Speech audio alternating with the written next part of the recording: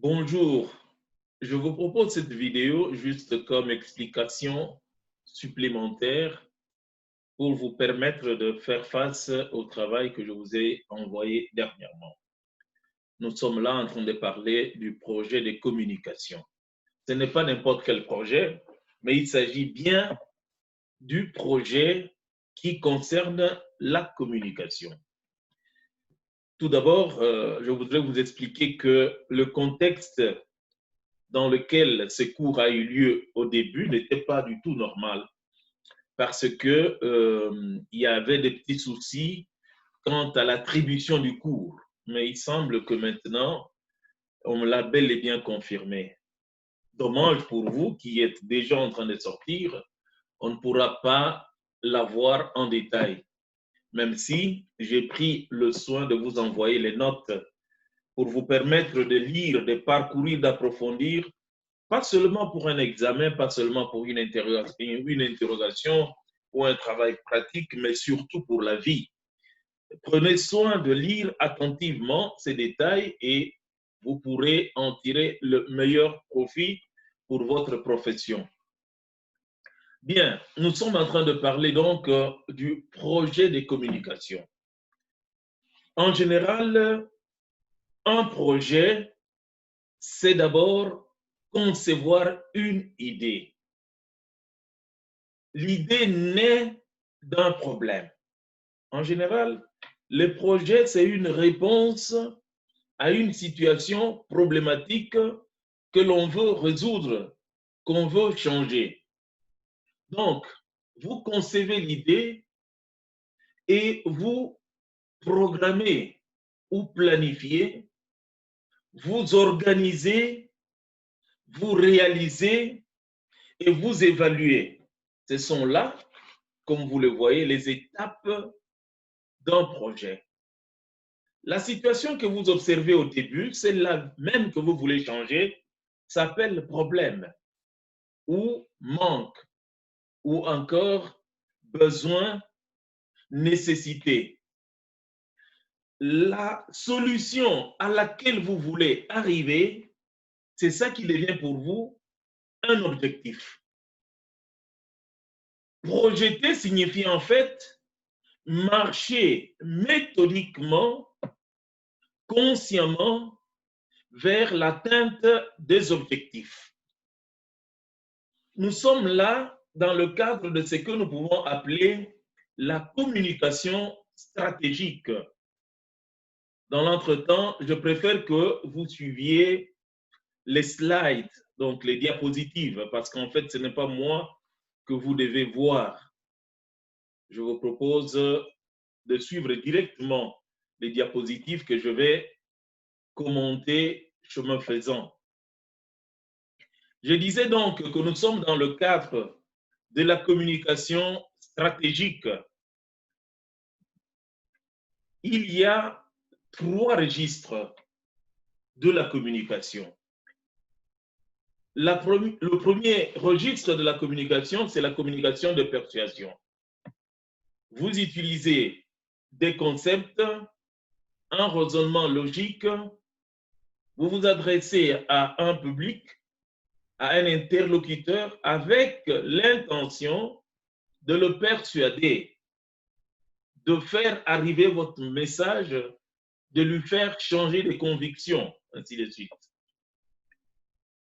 Il y a un deuxième registre qui est le registre de la communication de l'influence. La communication d'influence utilise surtout les réseaux. C'est une communication qui opère par le canal psychologique, c'est-à-dire vous influencer au niveau psychologique pour vous amener petit à petit à adhérer à une idée, à une opinion, à une manière de faire. C'est par exemple ce que la publicité utilise. Vous avez un troisième registre qui est le registre de la communication stratégique. Et c'est ici que nous nous trouvons. Donc, c'est une communication orientée vers un objectif. ce n'est pas une communication spontanée. Vous savez quel mot, quel discours, quel contexte, parce que vous voulez atteindre un objectif. Vous êtes en train de poursuivre un but. C'est une communication qui met en marche une série de stratégies après une étude préalable du contexte interne et externe. Nous verrons très souvent ces deux aspects du contexte. Interne, c'est-à-dire ce qui concerne l'organisation à laquelle vous appartenez. Externe, c'est le contexte socio-politique, et culturel, et économique, environnemental, ainsi de suite. Tout ceci en évaluant ses capacités, ses ressources. C'est-à-dire, projeter plutôt, la communication stratégique est orientée vers un but, vers un objectif. Il s'agit d'une série de stratégies, lesquelles stratégies sont adoptées en tenant compte du contexte interne et externe, en évaluant les capacités et les ressources propres à l'organisation qui entreprend évidemment cette communication stratégique. La communication stratégique s'oppose à la communication spontanée ou à la communication improvisée. Nous pouvons dire qu'il s'agit de pratiques conçues d'une manière délibérée pour atteindre un objectif préalablement fixé. Donc, on appelle communication stratégique un ensemble de pratiques conçues d'une manière délibérée pour atteindre un objectif préalablement fixé. Objectif fixé, marche vers l'objectif. La communication stratégique délibérément conçue est orientée vers un but. En anglais, on dit goal oriented. Donc, c'est orienté vers un but. Elle est présente dans tous les domaines, tous les secteurs d'activité de notre société. Et pas seulement dans le domaine de la communication d'entreprise. Donc, la communication stratégique, désormais, occupe tous les domaines. Quand on parle, par exemple, de lobbying, quand on parle du plaidoyer, quand on parle de marketing, quand on parle de la publicité, tout cela fait appel à un ensemble de pratiques délibérément conçues, orientées vers l'atteinte d'un but. Dans le domaine de la communication sociale, dans le domaine de la communication des organisations, dans le domaine de la communication politique, dans le domaine de la communication territoriale, dans le domaine de la communication associative et tant d'autres.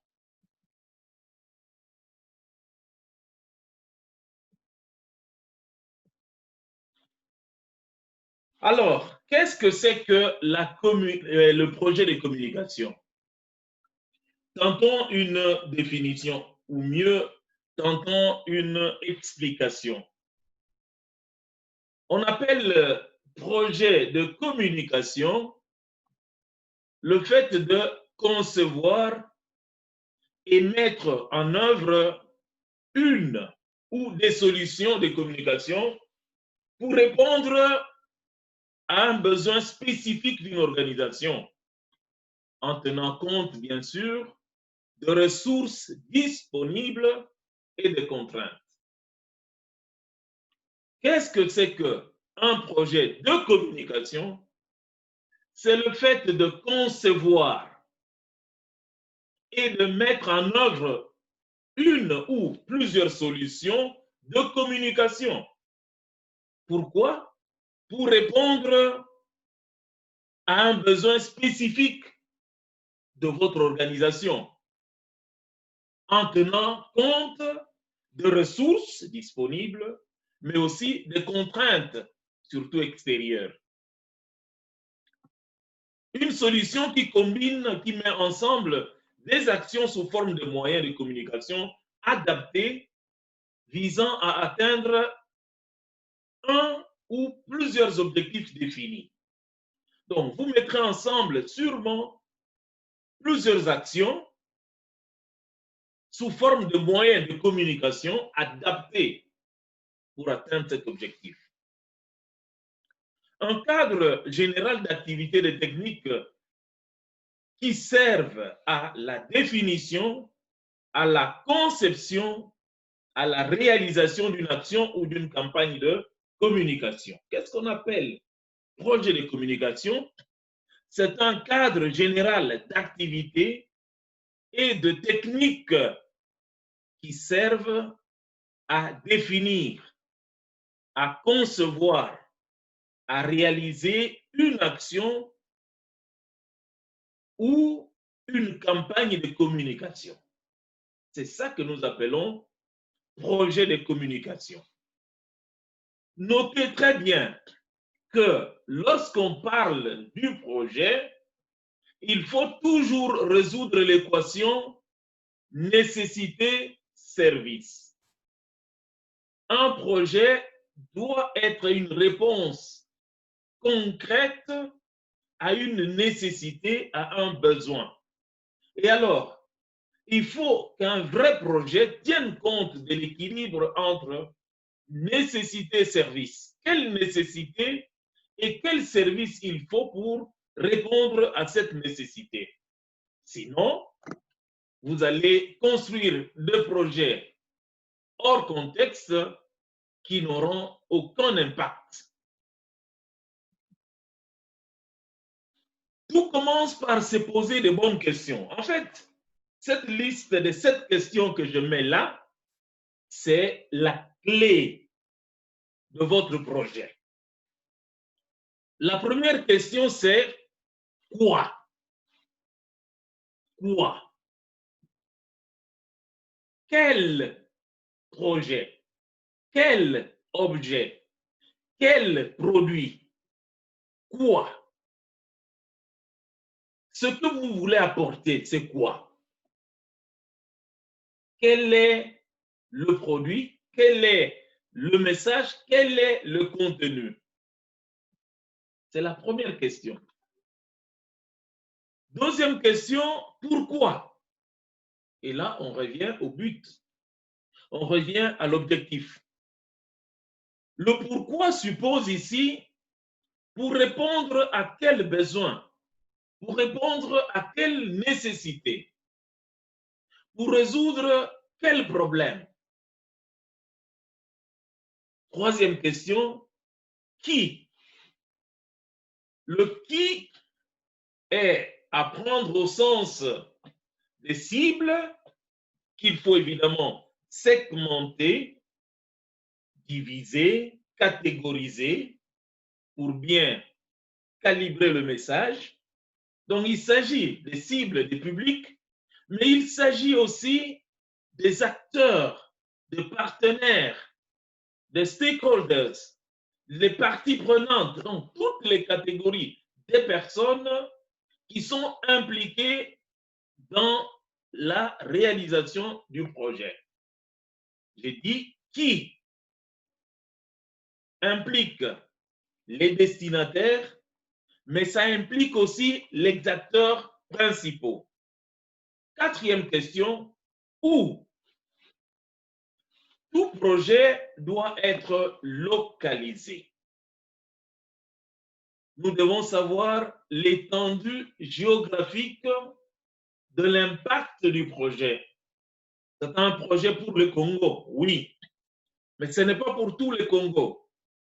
Ça, c'est pour Kinshasa, oui, mais peut-être ce n'est pas tout Kinshasa.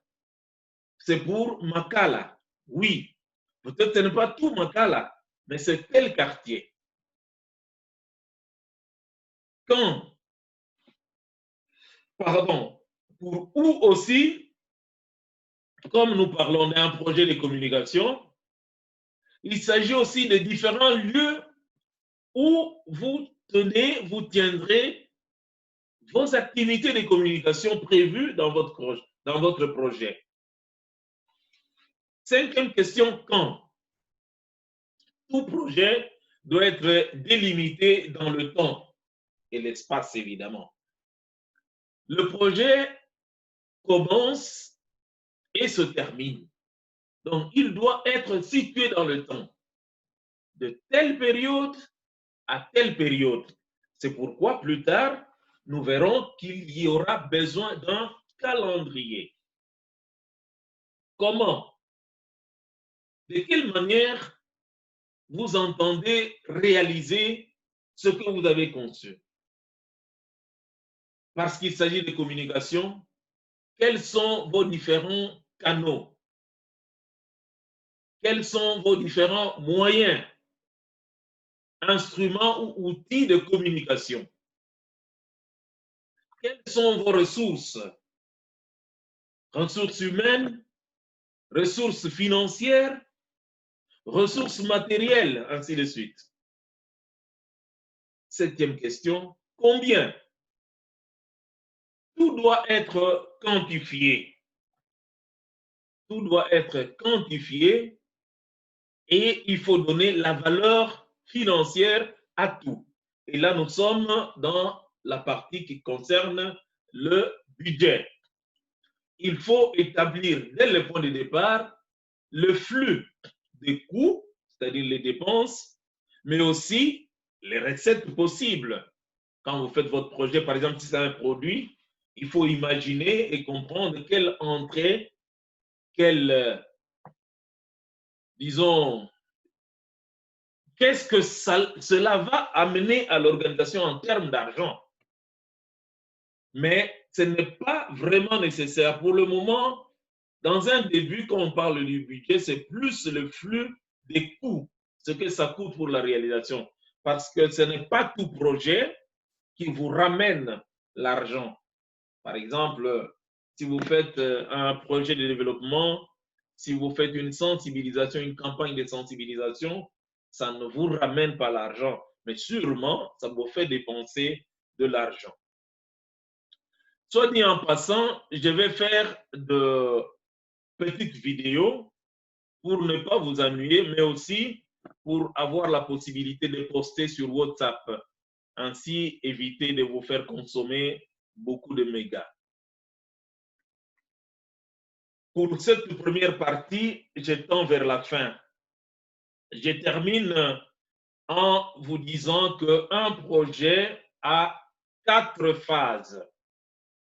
Pour chaque projet, nous comptons 4 phases.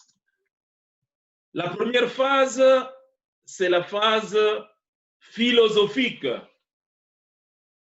C'est la phase de la conception et de la réflexion. Et ici, c'est la force des idées qui compte.